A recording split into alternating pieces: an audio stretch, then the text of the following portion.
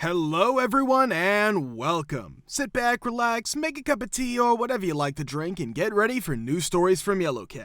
Send your own favorite stories in the comments below and maybe they'll be in our new video. So subscribe to the channel if you're not subscribed yet. Let's get started. What was the last straw for you to quit without giving an explanation? Part 2. I got a letter. At the time, I worked as a server. People in charge of me told them I was leaving town for a few hours to teach an interview. I had just graduated and was looking for my first full-time job as a teacher. It was about 10 years ago. They put me on the list of people who could be called for that interview day. When I told them I couldn't make it, they told me not to worry. Someone called and told me I had to come. I told them I couldn't make it because I had an interview to become a teacher several hours away. After saying okay and wishing me luck at my interview, they hung up the phone. When I got to work the next day, the restaurant owners, not managers, told them to write me up for not being available. They told me that the server who called off would not be getting in trouble. So I asked the managers, so someone can call off sick and not get in trouble, but I'm trying to improve myself and gave you advance notice and I'm the one getting the write-up? There was a basically look between the managers. They said they didn't agree and tried to fight it after I signed it. I really do believe them. They were not the kind of bosses who would mess with you. One of them said, I was sure you were going to quit over this. I told him I was. He wanted to know when. He would know when I did, I told him. After a few weeks, I got a job as a teacher and didn't tell anyone. I didn't show up for my first day of work as a teacher as planned. This was also the same week that they had opened the restaurant 26 years before. To celebrate, they had a deal on a buffet and some dinners every year. Everyone was on deck and it was always full. I didn't show up and the owners were mad. They told me they would fire me if I didn't come in. As long as they didn't need anything else, I told them that was fine. I was going to set up a classroom. After that, I hung up on them. That's how they learned I got my first job as a teacher. I still know the managers and love them. It was a mess because I wasn't there because the owners had booked too many people and the servers working with me had just been hired, so they were counting on me to run the servers. Due to bad service, a lot of meals were free or had their prices lowered even more. The day I didn't show up, they lost a lot of money. 3 years later, the restaurant closed. This had nothing to do with me quitting, but it was still nice to know. Sucks to suck. I was in charge of a small coffee shop on my own. The owner opened the shop because she liked coffee, but she had never worked there before. There were a few other people working there when I was there, and every day we had people clean and do tasks from our list. Aside from the obvious, this list had things like checking the milks and food used to make our sandwiches and crepes to make sure they were still good. You shouldn't have to think about these things, and because the shop was busy, we rarely had to throw things away because they were used while they were still fresh and before they went bad. I missed 6 weeks of work because I broke my foot the week before Thanksgiving. The owner told me not to worry because everything would be taken care of while I was gone. In January, I worked my first opening shift. I unlocked the shop an hour early to do the usual things that need to be done at that time, and it was a disaster. The cleaning list hadn't been changed since I left, even though I had signed them because I worked the last shift before I hurt my foot. Most of the food in the fridges was moldy and the milk had gone bad. There was a lot of mold on the food in the kitchen fridge, which made me have a panic attack. After calling the owner to say I was closing the store for the day to do a deep clean, she didn't get why I had to do that. Not only did she not understand because she had opened the shop the day before, but she was also mad at me for making this choice without her, and she texted me all day yelling at me for not letting customers in. What a dirty store it was. If a health inspector had come in, we would have been closed for sure. I cleaned the store from top to bottom for 7 hours, and she never stopped texting me mean things about it. It was my day to open the next morning, but I texted her to tell her that if those were her standards, she could run the coffee shop herself, and I didn't want my name to be linked to the filth she let happen. She called me several times and left a message saying I wasn't mature enough, but I never called her back. After that, the shop closed within a year. I worked as a chef and catering manager for a town's well-known restaurant for 7 years. At first, it was great. The owner was an old Christian woman from a small town in Alabama. No, I have no problems with Christians. It's just this specific lady would use this excuse every time she didn't want to pay people what they were worth, even faked cancer so her church would give her $30,000 for a surgery she lied about. Awful human being.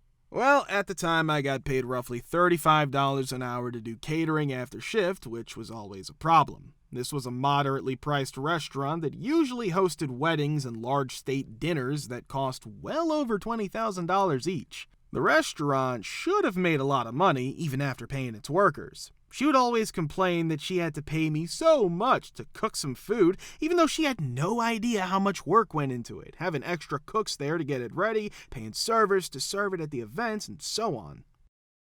When I told her she owed me over $15,000 for the last 2 or 3 catering jobs, she said the checks hadn't arrived yet. Again, that's not my problem, that's just how business works.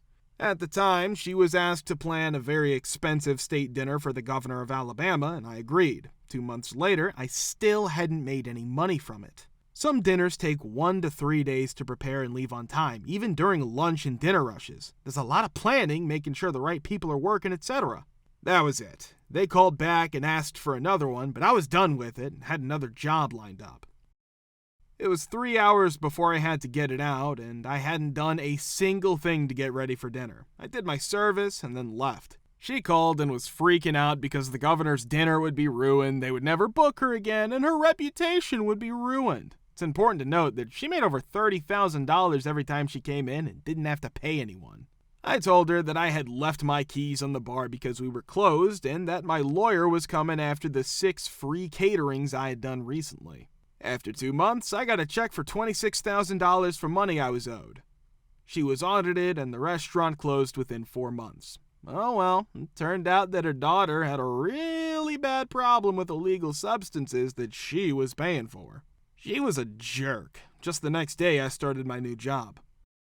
Sorry for taking so long to respond. Just thinking about what a horrible person she was gives me anxiety, and I needed the money badly because my mom is getting treatment for cancer and I was broke. So I stayed way longer than I should have. So far it's worked. Told myself I'd leave any place after the first red flag I saw.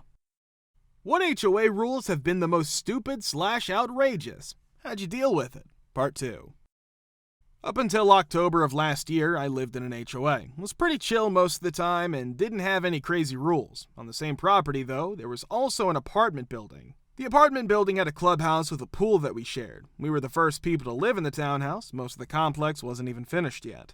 When we moved in, we told her that we would be in charge of the clubhouse and the apartment would rent it from us. The agreement changed sometime in the next few years, and the apartment took over the clubhouse and pool from the HOA. It was stupid, but there was nothing we could do about it. After 6 years, we finally get a good management company and a board that mostly knows what they're doing. The monthly HOA fee ranges from $95 to $195. We had to pay for the clubhouse and pool, which was one reason. As an HOA, we met when our lease on the pool ran out, took a vote, and decided not to move forward with the lease. We may not be able to use the pool or clubhouse anymore, but at least we won't have to pay for them anymore. The board was told by our management company that they should keep the lease even though only one person voted to do so.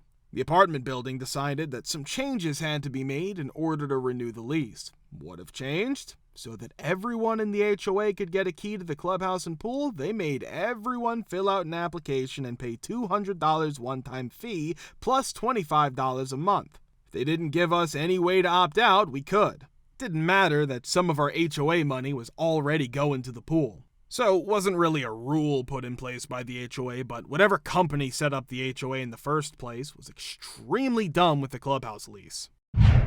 My aunt's story is about winter in the northern hemisphere and the shows. My aunt lives in a gated PNW community at a higher altitude and gets snow. She's kind, active, and always helps others. Her HOA, which she calls a drinking club, has ridiculous, heavily enforced, and ever-changing rules. Online community bulletin boards from dial-up days usually post rule changes. Additionally, they fine and shame people. My aunt never attended meetings because no time for drinking and cigarettes. As with many bylaws, you must clear the sidewalk in front of your home of snow and ice. My aunt, a woman in a 55-plus community, always shovels and salts her walk. A few years ago, the higher elevations received over 20 inches of snow, followed by warm days and freezing temperatures. She gets up early to shovel her sidewalk and walk and salt it on the first snowfall. It snows a few inches more in the afternoon, so she shovels the walk again and salts again. She said she tossed a few handfuls of salt, and the neighbor across the street comes running out demanding she stop salting and violating HOA rules. It appears that a no salt rule was added to their great HOA rule. Salt crystals are unsightly and posted on the useless online bulletin board from 1999. For months, the online bulletin board had been replaced by an under-maintenance error page, so the drunken HOA rule changes couldn't reach the commoners. My aunt apologizes, gets a warning for the first time she salted, a second for the handful of salt she used the second time, and another for not clearing the sidewalk. On her sidewalk that wasn't cleared of snow, my aunt left a 2 to 3 inch strip for about 2 feet. No problem, she did a great job, but the HOA neighbor thought she should be fined and had to broom up the rock salt. My aunt received the new HOA rules in writing from the HOA neighbor and read them. They only stated salt in the sidewalk snow shoveling rule, but not blue salt free ice melt. Also, the sidewalk should never be icy. She read further to learn that the HOA cleans streets and sidewalks twice a year or as needed. Instead of risking HOA fines and public shaming because it's nearly impossible to keep the sidewalk from freezing, she challenges the HOA's vodka-induced reasoning and uses the blue non-salt ice melt. The next day, after an overnight snowfall, she goes to the hardware store to buy blue non-salt ice melt and talks to the shop owner, who recommends these pellets and throws in a bag of clay kitty litter to stick it to them idiots. The afternoon temperature rises just above freezing, and a few inches of wet snowfall hits the ground, melts, and refreezes when nighttime temperatures drop below freezing. She removes the wet snow and dumps blue ice melting pellets and kitty litter instead of risking a skating rink for a sidewalk. She has the neighborhood's most ice-free sidewalk and ice melt pellets the next day after it freezes overnight. When it rains, the HOA neighbor notices her use of kitty litter and blue ice melt pellets, and the fines officer fines her for breaking rule number vodka section stale cigarette smoke that afternoon. She sees no problem. The road is salted and sanded and a mess, so her sidewalk is blue and gray and ice-free. She ignores the notice to clean up the salt because she's using blue salt-free ice melt pellets and clay kitty litter to de-ice her sidewalk. That day it rained, froze, and snowed, covering everything in ice and snow the next morning. My aunt had to clear the snow from her sidewalk and apparently more blue pellets and kitty litter, but she had already done so much that there was no ice. All the neighbors had to chip the underlayer of ice after risking a terrible fall while clearing snow. She was fined again, and our neighbors had to walk in the messy street because some sidewalks were unwalkable. Other unsuspecting neighbors who couldn't attend HOA booze meetings and had mistakenly used salt or slow sidewalk ice chipping and clearing were warned and fined.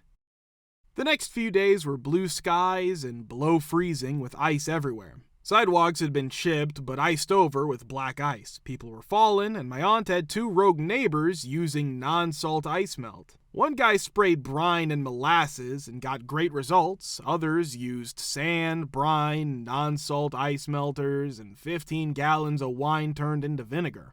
The officer fell on black ice in front of his home, breaking his elbow after delivering fines, warnings, and general nastiness, likely increasing the HOA's alcohol consumption. Eventually, the weather returned to above freezing levels and rain, which washed away all the various ice-melting substances.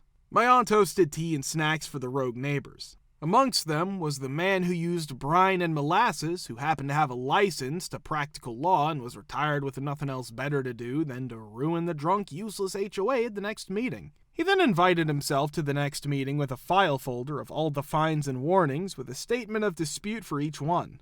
He also brought his tablet to prove the online bulletin board wasn't working, which proved the HOA wasn't communicating with residents, allowing residents to sign a petition to fire the standing HOA members and appoint an interim HOA until the election. My aunt was appointed treasurer, found the previous regime spent HOA funds at the liquor store, the retired lawyer president, who then went after the previous HOA for funds spent on booze, and they lived happily ever after. If you want to watch the part 1, click the link here. Thank you for subscribing, the likes, and comments. We're very happy to see you all in the comments too. Thanks for support.